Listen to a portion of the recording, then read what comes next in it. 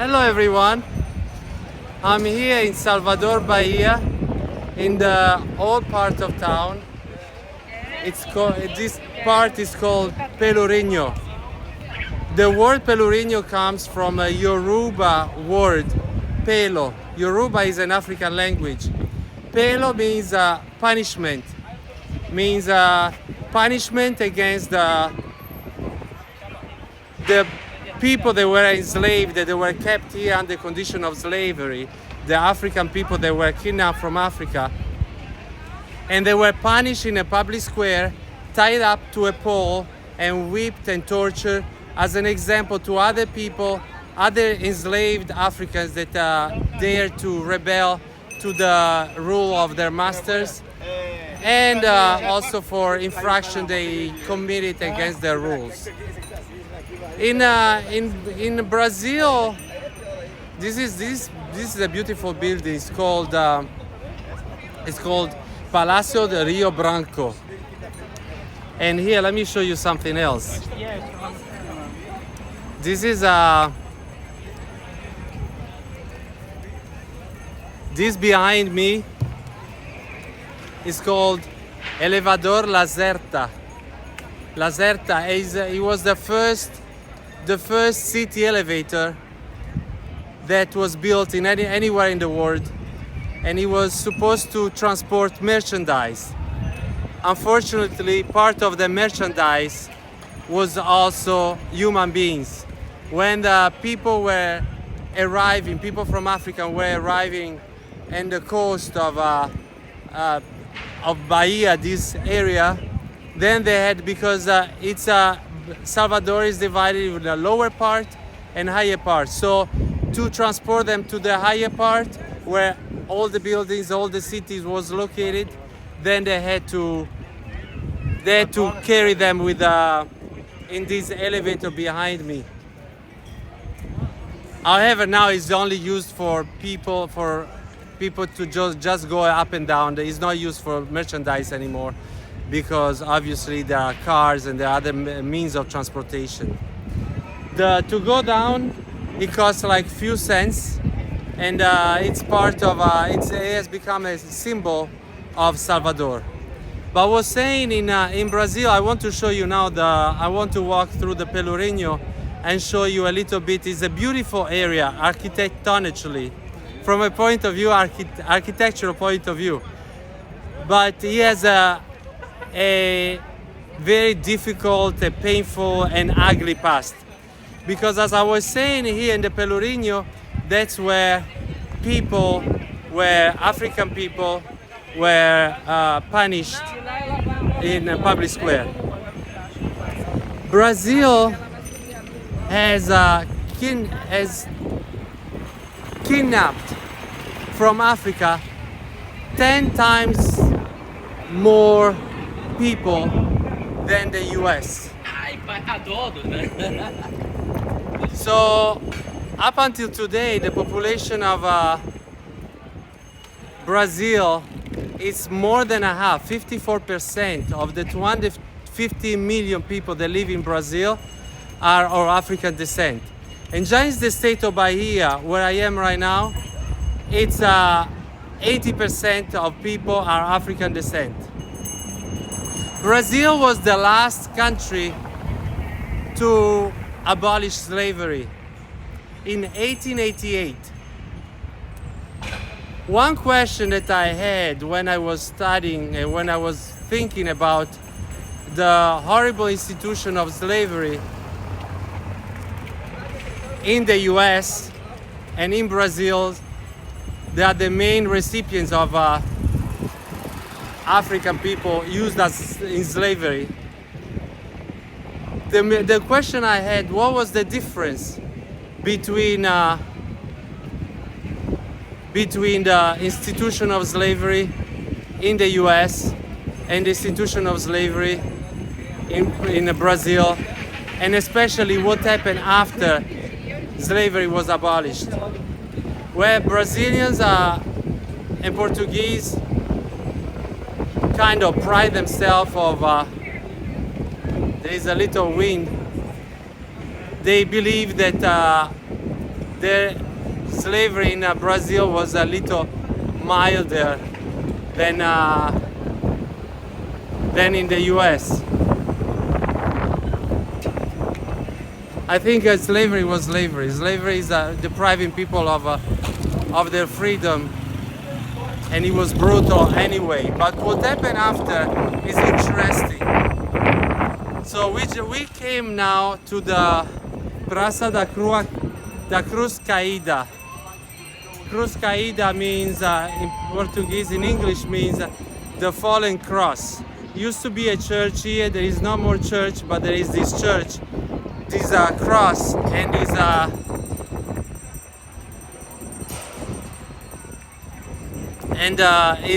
there is a beautiful view of the bay. Let me show you. So this is the Cruz Caída, the fallen cross, and over there is a beautiful view of the bay. It's called Bahia dos Todos Santos, Bahia of All Saints. Let me show you how beautiful it is. You can see the lower part of Salvador.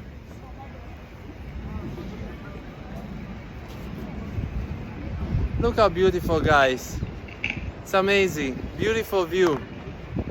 So that's where the sea over there, that's where the people from Africa, kidnapped from Africa, were coming, and they were brought here to be used as slaves.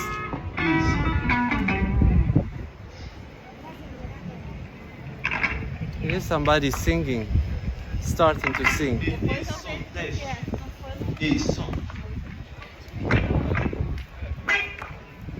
This is a sculpture. Let me show you.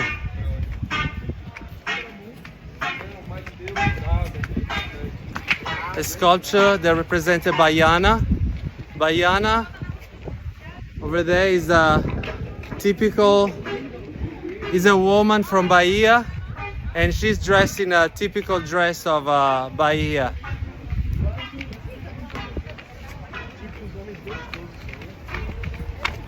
I was saying that in Brazil, after slavery was abolished, people that have benefited from slavery, and the elites, the people in power, had to figure out what to do with the emancipated, free people from Africa, of African descent. So in the US, in Brazil, came up with different solutions. In the US, the solution was a separation between the races. Races had to live in separate environments, using separate facilities, and as everybody knows, the facilities for black people, schools, jobs, everything was a lower standard, lower quality. And also they were not allowed to have romantic relations with themselves, with each other, and sexual relations. It was illegal, was prohibited, until in 1969 the Supreme Court of the United States turned down as unconstitutional the law that prohibited interracial relationship, interracial marriages, in the famous sentence Loving versus Virginia. So this was the solution for the US. The solution for Brazil was different, actually the opposite. The solution for the Brazil was, there was a belief, the science at the time believed that white people were superior genetically, apart from being superior culturally, because they believed that their European civilization was superior to any other civilization, and therefore they believed that if they mixed white people with black people, eventually the black people would be like participate in the superiority of white people, and their blackness would be reduced or even extinguished completely. That was the goal, to reduce or extinguish the black race. So they encourage what is called in Portuguese miscegenation or miscegenation, the mixing of people. There is a famous painting that well represents this idea. Is called The Redemption of Ham by a Spanish painter Modesto Branco. He painted this painting in 1895, few years after that the abolition of slavery in 1888. And in the painting there is represented a white man that is probably an immigrant from Europe, a woman that has is a mixed race, and so she has a brown skin, brown tone of her skin, and then she's holding a white baby. Next to the woman, next to this young woman, there is a older woman. She's of a dark skin. She's a black woman of dark skin, and she raised her hands to the sky, thanking God for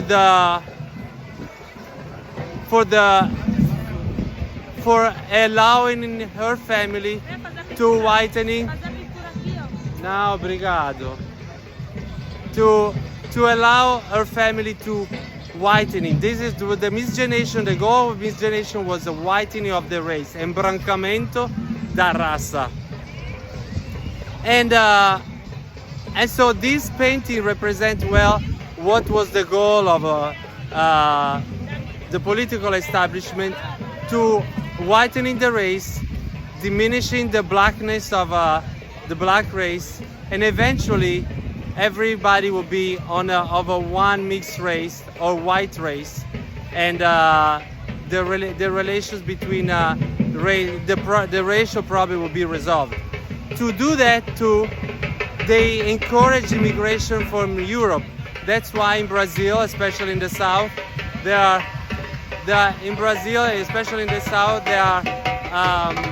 lots of German people of German descent, of Italian descent, because of that reason, because they wanted to whiten the race.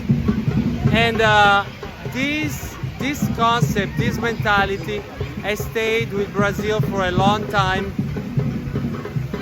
and it has been seen like to be married, to have a child with a person of a lighter skin or white person.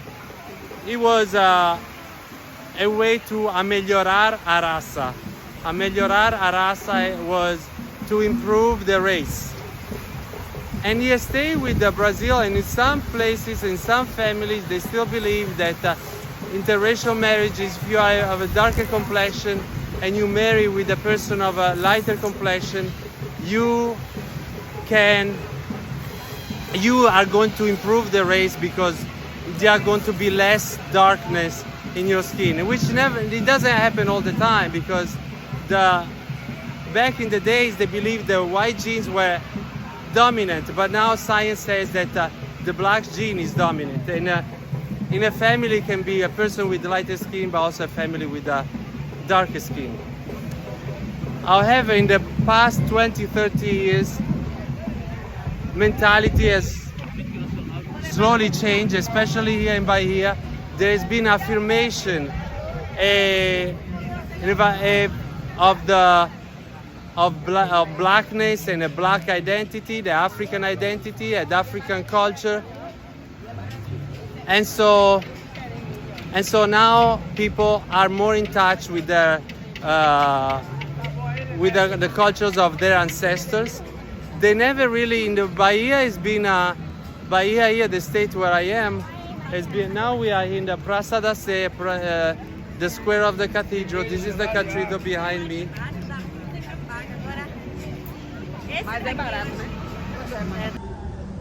Okay guys, I'm here inside the Cathedral of Salvador. It's just gorgeous. It's all the art is covered with gold.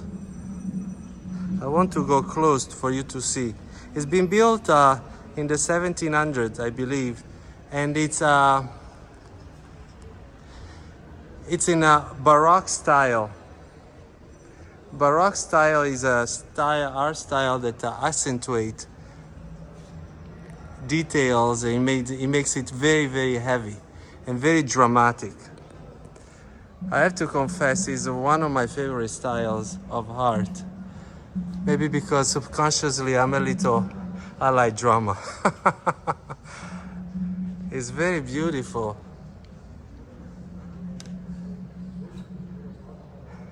The Portuguese built lots of, the Portuguese and the Spanish colonizer, they built a lot of these churches with in a Baroque style.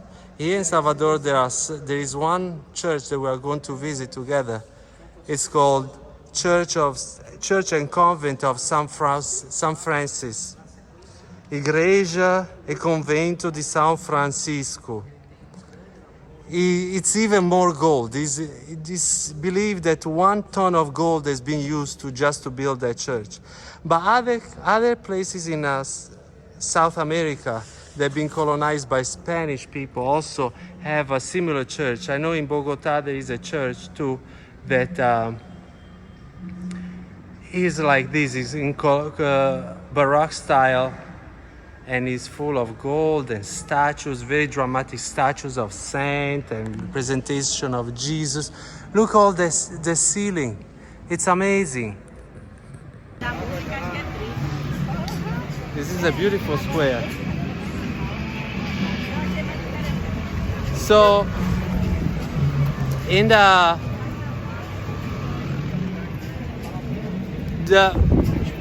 people in Brazil, but particularly here in Bahia, have been able to stay in touch with more than anywhere else with the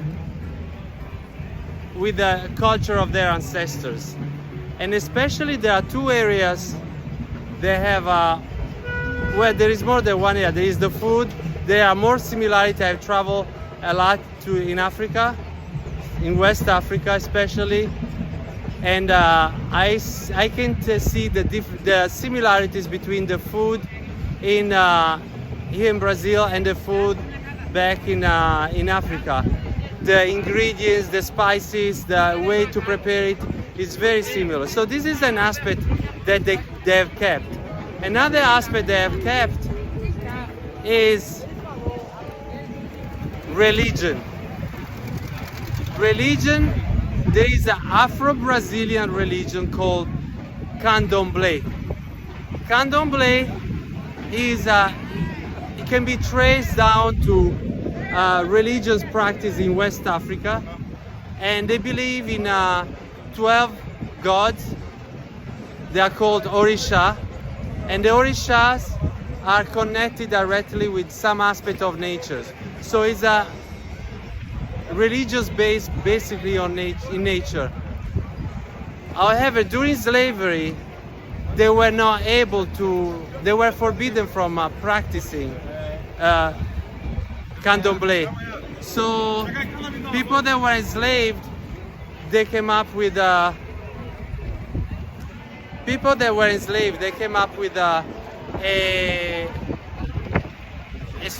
way to practice without being without the slave master know what was happening. You see, these are Baianas. They are dressed in typical clothes of Bahia. So what they were doing, since the religion here, the religion they were supposed to follow was the Catholic religion, they worship the different saints that the Catholic Church had. One of them, for example, Santa Barbara. And what they were doing, they were worshiping, they were pretending to worship the Catholic saints, but in reality they were worshiping, hiding. Sometimes they were hiding offerings corners, but they were worshiping the orishas. And up to today, now they can do it openly. They have ceremonies where they pray and worship the orishas. And in the ceremony, I attended one a few years ago.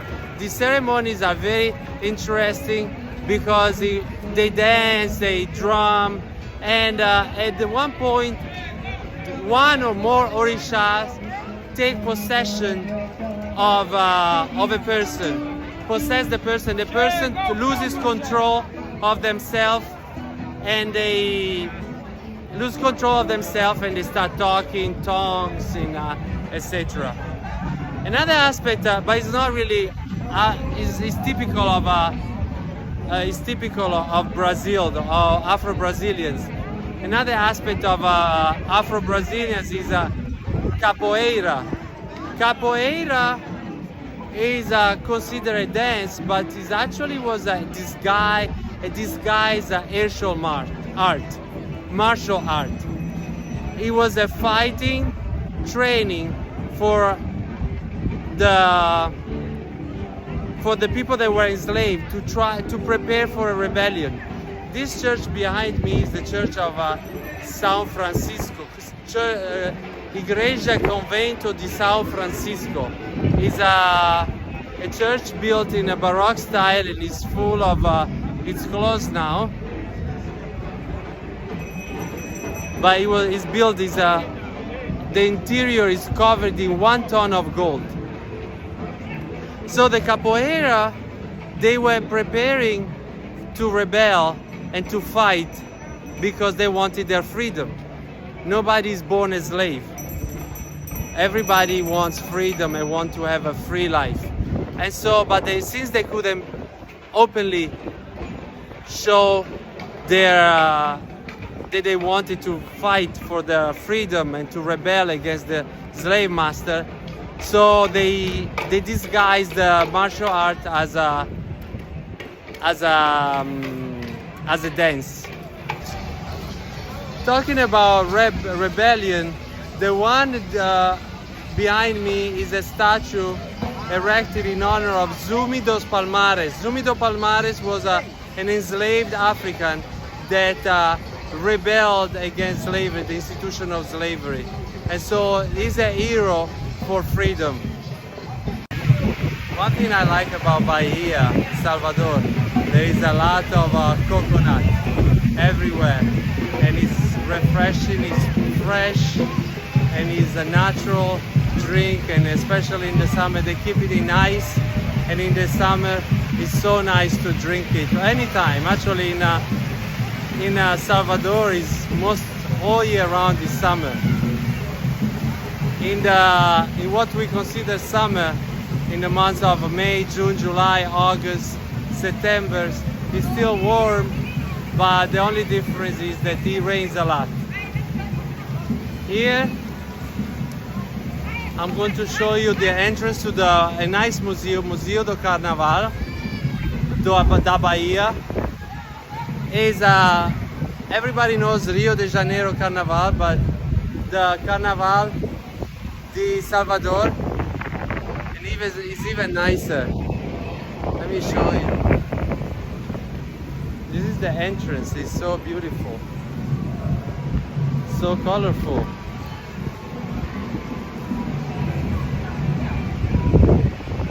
Look over there. Is that nice?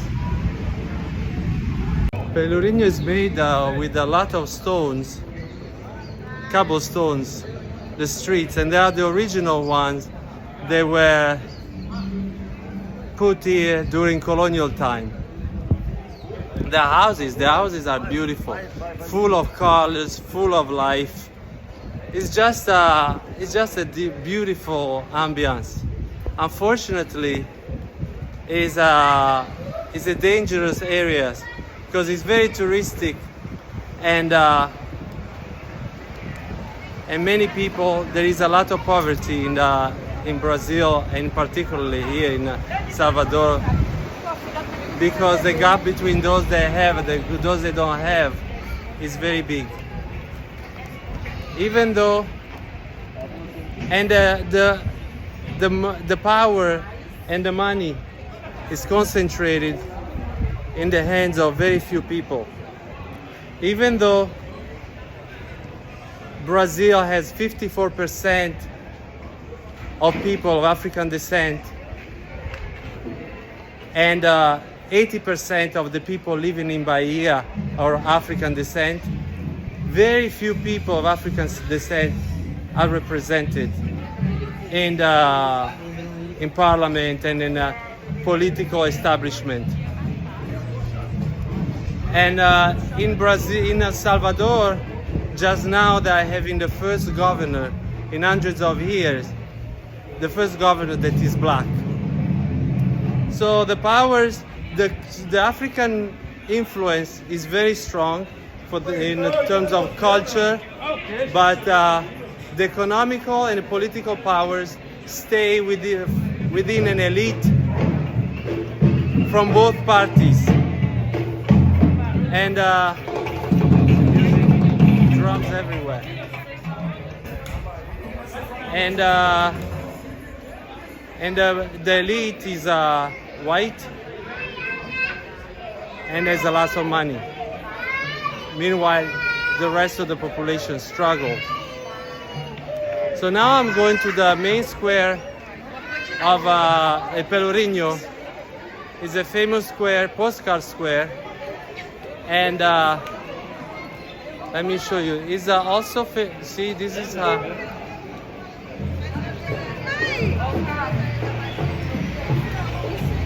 police car coming.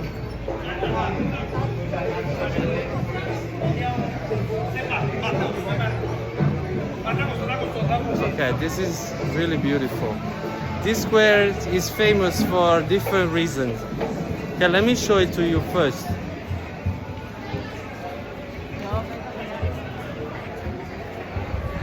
Obrigado, no, obrigado.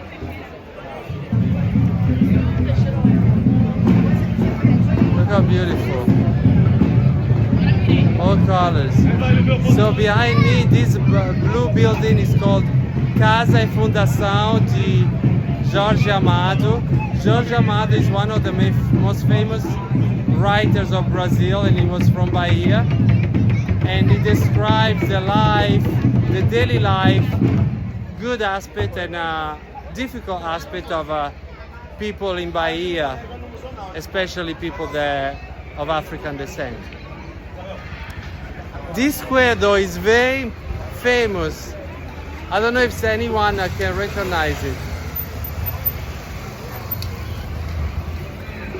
Can anyone recognize this square? A famous song was played here by a famous artist, American artist that was killed. No, he was killed, he died, young age. And the song is Nobody Cares About Us. And this is the singer. Let me show you the singer. There is a picture from the balcony where he played the song.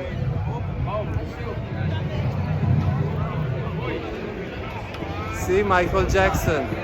Michael Jackson was standing there in the balcony and he sang Nobody Cares About Us. And this I was talking to you, the Capoeira. So here they are getting ready to play some Capoeira for the tourists. Okay, this church is called Igreja da Nossa Senhora do Rosário dos Pretos. A long name that means Church of Our Lady of the Rosary of Black people. So black people during slavery time, they were not allowed to practice their religion, the African religions. They were forced to convert to Catholicism. At the same time, they were not allowed to enter the church. So they had to stay outside to pray. But until they built this church in the 1700, the beginning of 1700, they had to raise funds and request an authorization from the Archbishop of Salvador, and that way they were able to build this church that specifically catered to black people. And it's a church that well represents the syncretism with the Christian Catholic religion and African religions, Candomblé.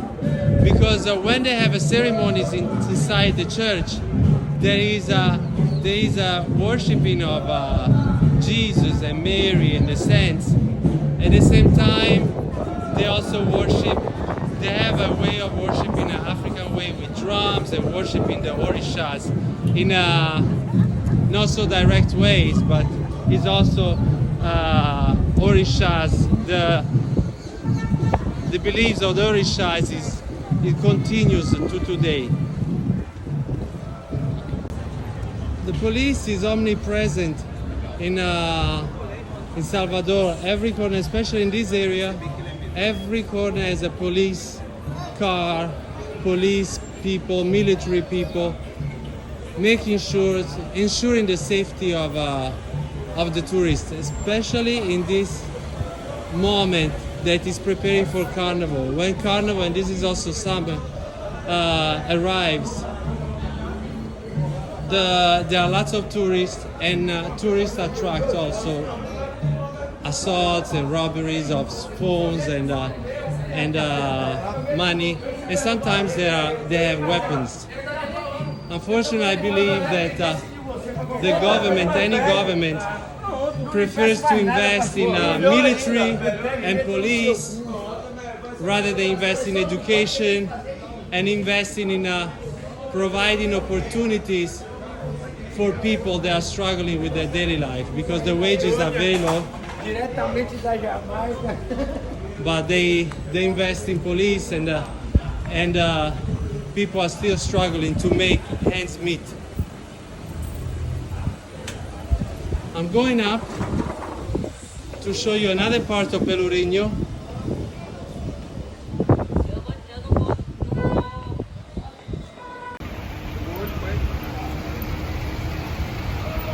This is another church over there. You have to go up the stairs to reach the church. Every corner there is a church. And also a church over there.